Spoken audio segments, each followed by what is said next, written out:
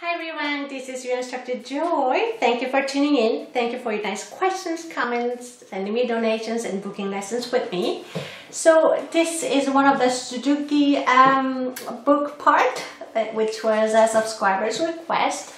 So this is how it sounds like.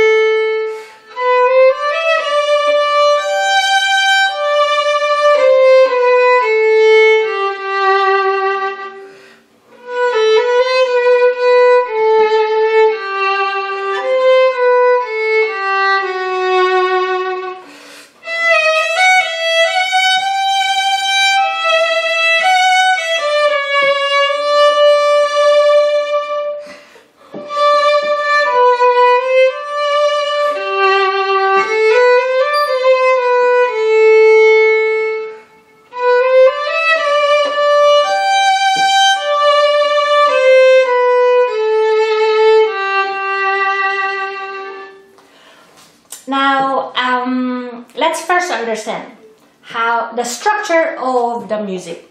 Now, every music, no matter classical, fiddle, or modern tune, or movie tune, whichever, there's always specific melody that repeats over and over. Sometimes there are just one melody, and sometimes two and or more. Yeah. It's important for us to understand the structure, which helps us to play better, and also it's easier to memorize. So here in this this specific piece, course from Judas Maccabaeus, it has a part, meaning there's a specific melody that repeats again. So the first part sounds like this, which I will name it as a part A.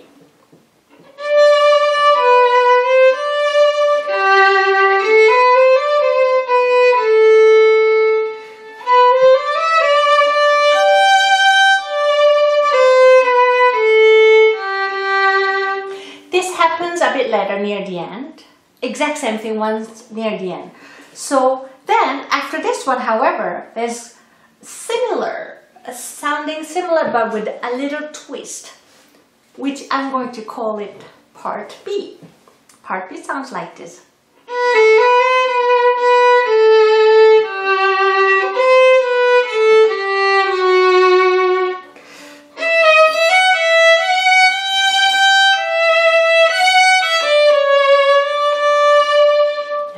So this piece, this Handel piece is made of part A, B, and A again. Which means if we want to memorize, we just have to memorize A, B, and then we don't have... So when you memorize, you don't want to memorize every single note, but rather it as a big chunk. It's a little easier to map it through. Then, let's see what kind of elements, what kind of motive, what kind of rhythm it's going through. There's specific rhythm that comes over and over. Often, those ones that repeat a lot, we call it motive, which is important element of the composition. Why do we have to know that? Whenever it repeats, probably that's an important one, which means we have to practice that part first. So there's two kinds of rhythm that repeat. The first one, rhythm one, sound like this. Yeah. Rhythm 2 that repeats is this one. Yeah. So which one repeats how many times? Rhythm 1 repeats. First time. Oh, sorry. And then near the end, bar 17. So entire piece it plays twice. Alright. Now let's see how many times the rhythm 2 plays. Bar 3, it happens 1. A bit later, bar 5, second time. And then bar 9, 3. And a bit later, 4 here. And then 5. 6. So rhythm 2 repeats 6 times throughout the piece, which teaches us we have to work on that one first, so that we know, so that we can prioritize how to practice. because it gets repeated over and over. If we haven't mastered this specific part, it's to the audience, it will sound very much struggling. Yeah. So let's work on that one. So now, as you can see, this rhythm 2 has 4 eighth notes slurred, and then the other 2 quarter notes slurred with the détaché line. Détaché line is long, but you stop in between like that. Or some people might call it portato. They're both about the same meaning. Now here, let's first understand how to play many notes in one bow. In this case, we have to use 4 notes. So let's divide the bow into 4, and just to practice so that we can control the bow speed and then you can divide the bow properly. Let's stop after each note. Then stop, and yeah, and then you would do also reverse so that you master that specific bow stroke. Stop, and yeah. Then once you feel comfortable, you do without pause. Again. Common mistake here. A lot of violinists tend to use too much bow. Then you run out of bow where there isn't enough bow. So make sure spend enough time to stop in between after every quarter note. After every quarter part of the bow. Yeah. Then there is this quarter note. You can do 2 ups. You can practice the same way. Stop in between. Stop. Like that. And same thing, you might want to practice both ways. Up and down bows. Like that. But later I'll show you, I don't always stick to the printed fingerings or dynamics, because number one, often it's not from the composer, in this case Handel, and also the bow wings and dynamics are just a suggestion from a violinist. So whatever it works, it makes it beautiful. You should try different ways because it should be your creation. So now then let's play through it, and I will share a little more with you what I would do. So the Suzuki book suggests that to start with a forte. You could do it, but I like to start a little softer, because I want to bring specific part as a climax, meaning specific part a little louder. In order to make that part even more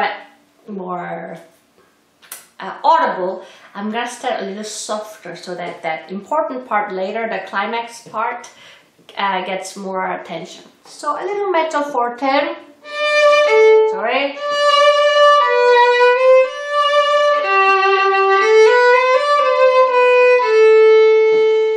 Now, then here, bar 5, the Suzuki book suggests to do down bow, but I like to do with up bow, because actually I like the suggestion of dynamics of Suzuki book in this case, which is printed crescendo. So, in order to crescendo, I'm sorry, it is easier when you do up bow, when you get crescendo, meaning gradually louder, because the frog part is heavier, therefore it's easy to make the bow heavier, therefore it will be louder. So instead of starting light and gradually heavy near the tip, which is really light, I find it easier to do the other way when you do crescendo, when you do gradual louder dynamics. So starting from that tip, which is light part of the bow anyway, and then as you approach closer to the frog, it gets naturally, gradually heavier, therefore it will be crescendo. So I like to do that. And I break the bow here, not necessarily, because I don't want to start with the loudest part here with up bow. Rather, then I can really bring the crescendo really big.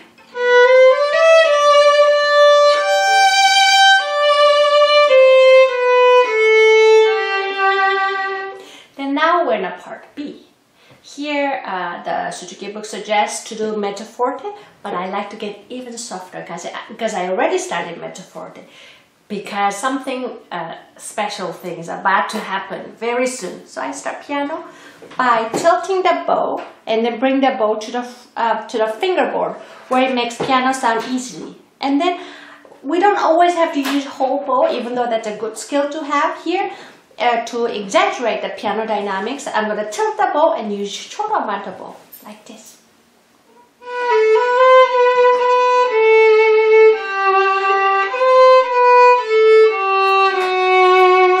But then the next one, which is bar 11, 12, 13, bar 13 to bar 16. When you have the sheet music, you will see all of a sudden there's lots of accidentals. The D sharp, D natural, C sharp, all this one. Which means for us, there's something special going on.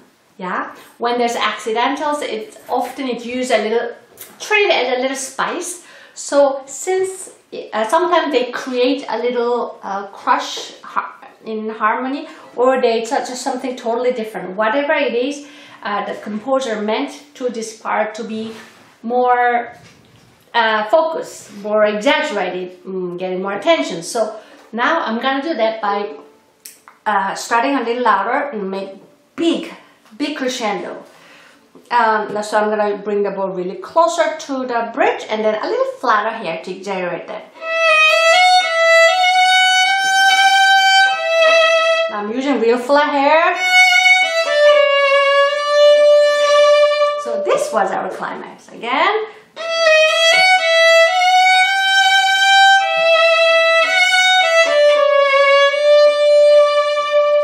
Now we're back to the part 1. So since it's part 1, I'm going to just help people to remember how it was by going to the same dynamic as the beginning, to the mezzo forte.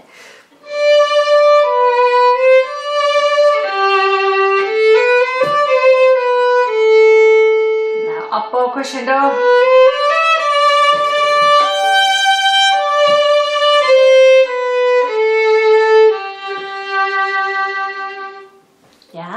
So I hope this video was helpful. This can be a lot of fun, and feel free to come up with your own musical ideas. Yeah, that's what makes your playing more interesting than others.